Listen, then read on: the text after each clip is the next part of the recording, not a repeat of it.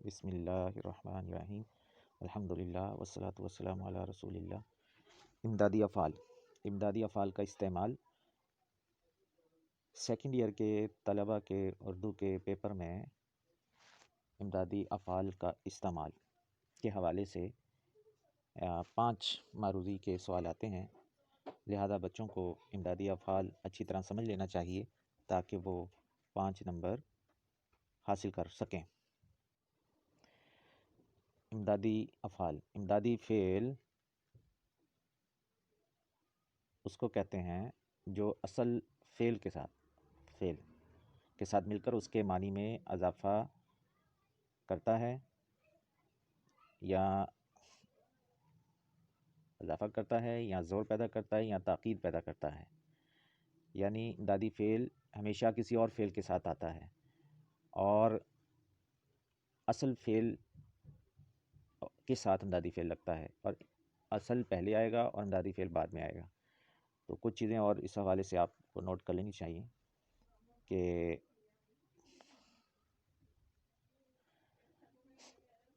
جب کوئی مصدر بطور امدادی فعل استعمال ہوتا ہے، مصدر ایسا اسم ہے یا کلمہ ہے جو کام کے کرنے یا ہونے کو ظاہر کرتا ہے، جیسے کھانا، پینا، آنا، جانا، کرنا، ہونا وغیرہ۔ تو جب کوئی مصدر بطور امدادی فعل استعمال ہوتا ہے تو وہ اپنے معنی مکمل کھو دیتا ہے یا جزوی طور پر کھوتا ہے۔ تو مراد یہ ہے کہ جب کوئی فعل بطور امدادی فعل استعمال ہوگا یا تو اس کا معنی مکمل ختم ہو جائے گا۔ مثال کے طور پر جانا ہے، تو اگر جانا بطور امدادی فعل استعمال ہوتا ہے تو یہ اپنے جانے کے معنی میں نہیں استعمال ہو رہا ہوگا، یعنی اس کا اپنا جو مفہوم ہے، مطلب ہے ایک جگہ سے دوسری جگہ منتقل ہونے کا، وہ نہیں ہوگا۔ یا یہ ہے کہ کچھ معاملات میں جو امدادی فعل ہے اس کے کچھ معنی اپنے رہتے ہیں، جزوی طور پر ہی ختم ہوتے ہیں۔ وضاحت: جس جملے میں امدادی فعل استعمال ہوتا ہے تو اس کے آخر میں 2 فعل ہوتے ہیں۔ جملے کے آخر میں پہلا فعل اصل اور دوسرا امدادی کہلاتا ہے۔ مثال کے طور پر ہمارے پاس یہ ایک پہلا جملہ ہے، اسلم 2 روٹیاں کھاتا ہے۔ تو یہاں ہم دیکھتے ہیں کہ اسلم جو کام کر رہا ہے وہ کھانے کا ہے، تو اس جملے میں تو ایک ہی فعل استعمال ہوا ہے، کھانا، لہذا اس میں امدادی فعل استعمال نہیں ہوا۔ اب دوسرا جملہ ہم دیکھتے ہیں، اسلم 2 روٹیاں کھا جاتا ہے۔ اب اس میں 2 فعل استعمال ہوئے ہیں، کھانا اور جانا۔ تو پہلا ہو جائے گا اصل، اور جاتا جانا سے ہے تو یہ ہو جائے گا امدادی۔ تو گویا دوسرا جو جملہ ہے، اسلم 2 روٹیاں کھا جاتا ہے، اس میں 2 فعل استعمال ہوئے ہیں، آخری والا جو ہے یہ امدادی ہوگا اور پہلا جو ہے وہ اصل ہوگا۔ اب کھا جو ہے وہ کھانا مصدر سے بنا ہے، لہذا ہم اسے کہیں گے کہ پہلا فعل جو ہے وہ کھانا ہے، اور جاتا جو ہے وہ جانا مصدر سے ہوا ہے، لہذا ہم کہیں گے کہ جانا امدادی فعل ہے۔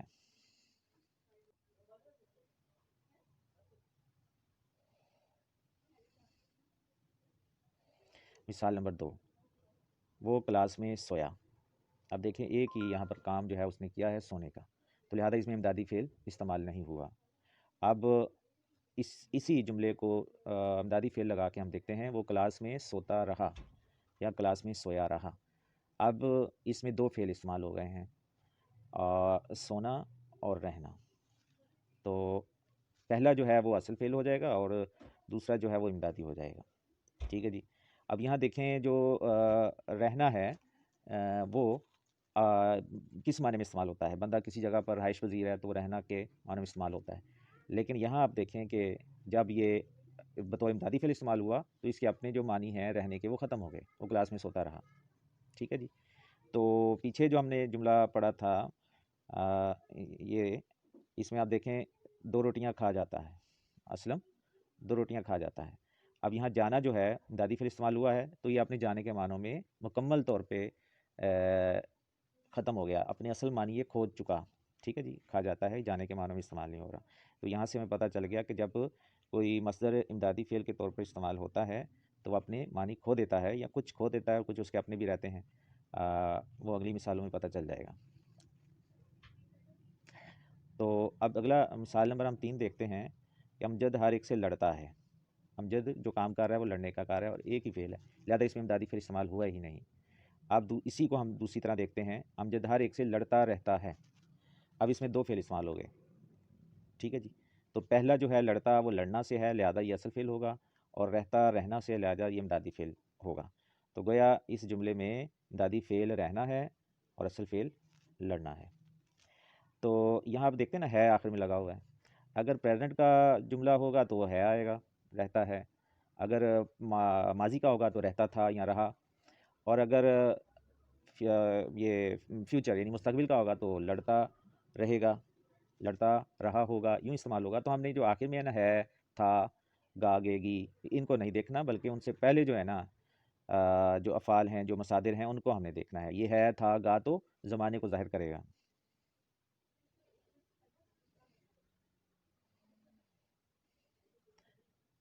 اب ہم مزید مثالیں دیکھتے ہیں۔ میں صبح جلدی اٹھا۔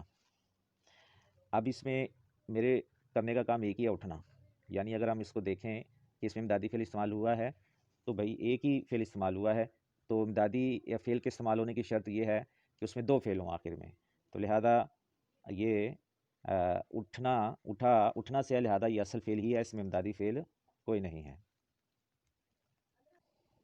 اب دیکھیں، میں صبح جلدی اٹھ بیٹھا، اب اس میں دو فعل آ گئے، تو لہذا آخری جو ہے وہ امدادی ہوگا اور پہلا جو ہے نا وہ اصل ہوگا، اور اٹھ جو ہے وہ اٹھنا سے ہے، تو یہ اصل فعل ہو جائے گا اٹھنا، اور بیٹھا بیٹھنا سے ہے، اور امدادی فعل ہو جائے گا بیٹھنا۔ ایک اور ہم مثال دیکھتے ہیں، میں صبح جلدی اٹھ جاتا ہوں۔ ہوں کو تو ہم نہیں دیکھیں گے، ٹھیک ہے جی، یہ تو پریزنٹ کے حوالے سے ہے۔ تو یہ اٹھ جاتا، یہ ہمارے پاس دو فعل آ گئے، اٹھ جاتا ہوں۔ تو پہلا فعل ہو جائے گا اٹھنا سے ہے، یہ اصل ہو جائے گا، اور دوسرا فعل جاتا جانا سے ہے، لہٰذا یہ امدادی ہو جائے گا، ٹھیک ہے جی، امدادی ہو گیا۔ ایک اور مثال سے ہم دیکھتے ہیں، میں نے نماز پڑھی، یعنی میرا ایک ہی کام ہوا ہے، میں نے ایک ہی کام کیا ہے، وہ نماز پڑھنا ہے، ٹھیک ہے جی، تو لہذا اس میں امدادی فعل استعمال نہیں ہوگا۔ اب اگر اس کو یوں دیکھیں، اس طرح کا جملہ ہو، میں نے نماز پڑھ لی، یا پڑھ لی ہے، یا پڑھ لی تھی، یا پڑھ لوں گا، تو اس میں جو ہے نا پھر دو فعل استعمال ہوتے ہوئے ہمیں ملیں گے۔ تو اس جملے کو سامنے رکھتے ہوئے میں نے نماز پڑھ لی، تو اس میں ایک فعل ہے پڑھ، دوسرا ہے لی۔ تو پہلا تو آپ کو پتہ ہے کہ اصل ہوتا ہے، اور دوسرا جو ہے وہ امدادی ہوتا ہے، تو لی جو ہے وہ لینا سے ہے، ٹھیک ہے جی، لہذا اصل فعل پڑھنا ہو گیا اور امدادی فعل ہو گیا لینا۔